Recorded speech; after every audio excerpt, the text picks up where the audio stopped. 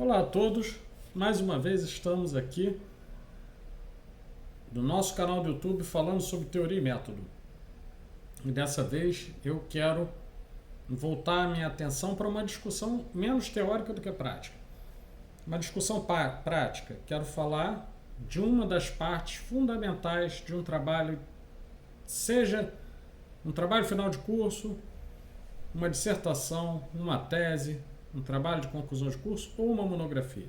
Então eu quero falar de uma das partes desse trabalho, que aparentemente é simples, mas nem tanto. Se não tivermos atenção e ela não for bem executada, o trabalho perde muito em sua qualidade. Trata-se da introdução de um trabalho final. Bom, primeiro eu quero apresentar uma controvérsia. Há autores que vão afirmar que uma introdução deve ser feita somente após você ter desenvolvido todo o trabalho.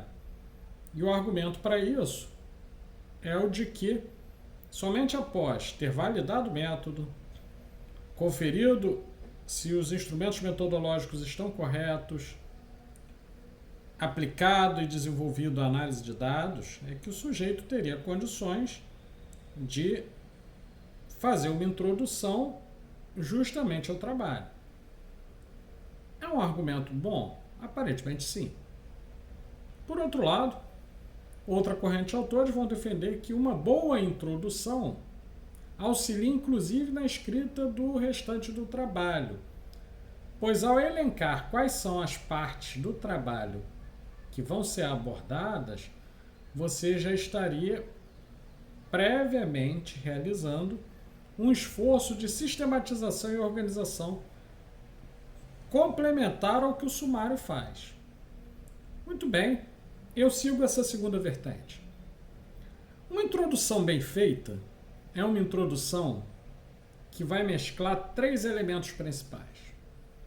Primeiro elemento, ela vem com uma linguagem acessível ao maior número de pessoas possível, então é um discurso que tende ao universal. Ela conta uma história mínima, ainda que seja uma contextualização breve, do que você vai falar a respeito do seu objeto de pesquisa, tanto fazendo uma retrospectiva histórica ou fazendo uma explanação sobre o impacto de alguma pesquisa que tenha sido desenvolvida sobre o tema. Você começa a trazer esse teu objeto de pesquisa, você começa a trazer essa sua introdução à pesquisa. Muito bem. Sempre é bom iniciar a introdução, essa etapa do trabalho final, com uma afirmação.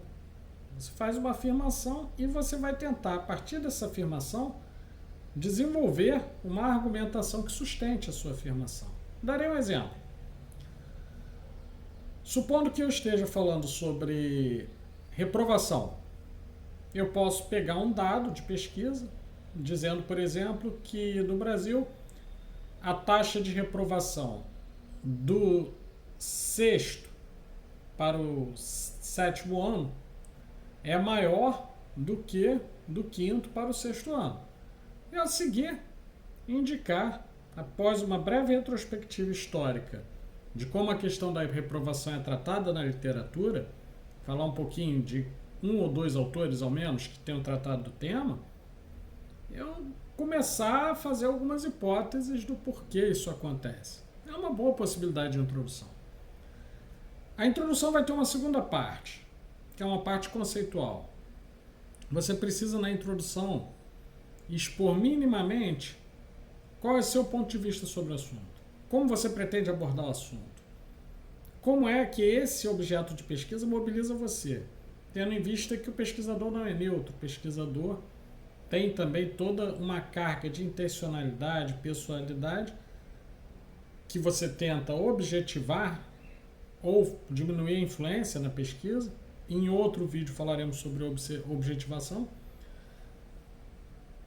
Mas que precisa estar presente ali. As pessoas precisam minimamente ter uma ideia de quem você é, de por que você estuda esse tema. E aí, nessa segunda etapa da introdução, você vai falar um pouco da sua relação com o objeto de pesquisa. Terceiro e último ponto, crucial. Quando você tem uma boa introdução, essa introdução ela situa o leitor no trabalho. Então você apresenta os tópicos que serão tratados mais adiante.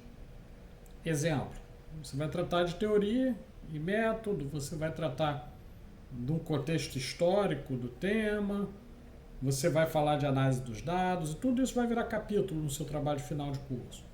Ao fazer isso, você simplesmente pega e não somente elenca esses tópicos, mas começa a fazer breve comentário do que eles significam dentro do seu trabalho. Observados esses passos, diria que o estudante, seja na graduação, na pós-graduação, em qualquer que seja o nível, ele vai num bom caminho seguindo esse sistema. Está com a palavra alguém que, ainda que não detenha uma verdade absoluta, pois eu não acredito que na ciência existam verdades absolutas, já orientou alguma coisa que tem 3 dígitos aí no que diz respeito a trabalhos finais de curso, teses, monografias e dissertações. Muito bem, como vocês sabem, eu sou Pablo Silva Machado Bispo dos Santos, doutor em Educação, professor da Universidade Federal Fluminense, e hoje esse foi o vídeo curto, porém bastante direto daquilo que eu costumo dizer que é uma coluna dentro do canal chamada Teoria e Método. Espero que todos gostem, que seja útil. Não se esqueçam de curtir, compartilhar e se inscrever nas atualizações do canal. Todo dia tem novidades. Muito obrigado e até a próxima!